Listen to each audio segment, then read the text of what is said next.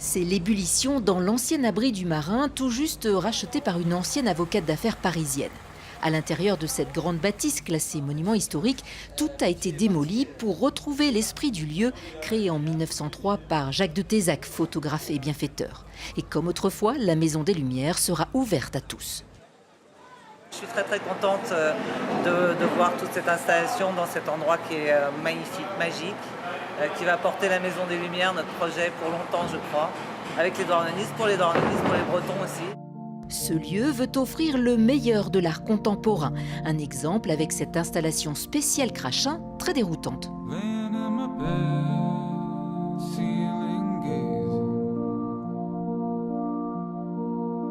J'ai eu l'occasion avec cette installation de remplacer l'écran de projection par un filet d'eau dont les particules sont tellement petites que le filet d'eau est invisible. Et finalement, ce qu'on voit, ce qui reste, c'est uniquement la lumière qui semble flotter comme ça dans l'espace. Créer du lien entre aujourd'hui et hier, démonstration avec cette ancienne trancheuse à thon prêtée par une conserverie, 700 kg de métal et presque autant d'émotions.